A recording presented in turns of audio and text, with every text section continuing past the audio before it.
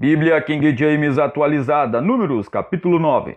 A celebração da Páscoa no deserto do Sinai.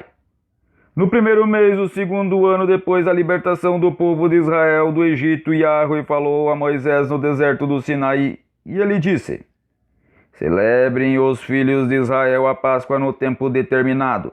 No dia 14 deste mês, no crepúsculo, a celebrareis sempre na ocasião própria. Celebrará-la-eis de acordo com todos os estatutos e normas a elas referentes. Sendo assim, Moisés mandou que os israelitas comemorassem a Páscoa. E eles passaram a comemorá-la no dia 14 do primeiro mês ao pôr do sol no deserto do Sinai.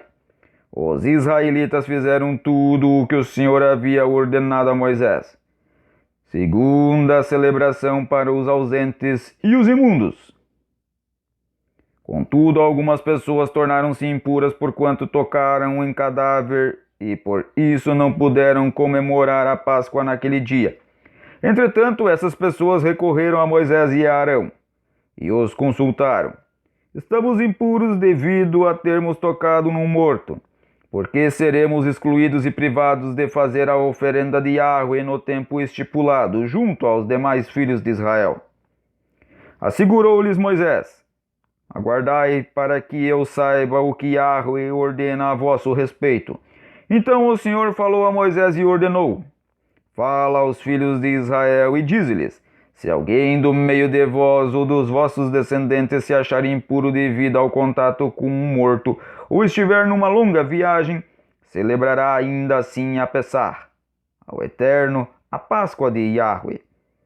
No segundo mês, aos 14 dias deste mês, ao cair da tarde, a celebrarão com pães matzot, não fermentados, e ervas amargas comerão o cordeiro do sacrifício.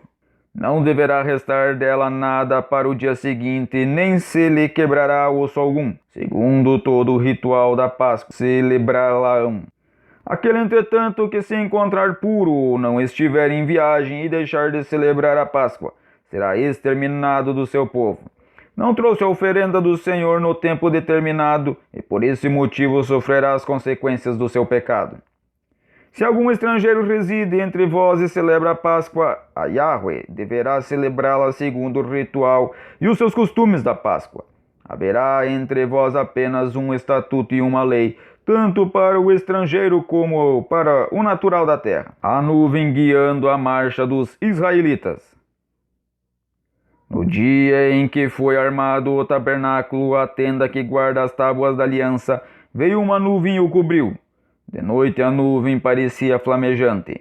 Era sempre assim. De dia a nuvem cobria o tabernáculo e de noite tomava o aspecto de fogo e resplandecia até o raiar do sol. Quando a nuvem se elevava sobre o tabernáculo, então os filhos de Israel punham-se em marcha. No lugar onde a nuvem parava, aí acampavam os israelenses. De acordo com a ordem do Senhor, o povo de Israel partia e, segundo a ordem do Senhor, acampavam. Permaneciam acampados durante todo o tempo em que a nuvem repousava sobre a santa habitação. Se a nuvem permanecesse muitos dias sobre o tabernáculo, os filhos de Israel prestavam seu culto a Yahweh e não partiam.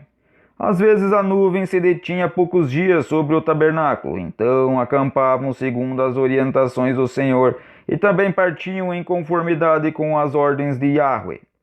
Se acontecia que a nuvem, depois de ter permanecido desde a tarde até a manhã, elevava-se ao amanhecer, então partiam.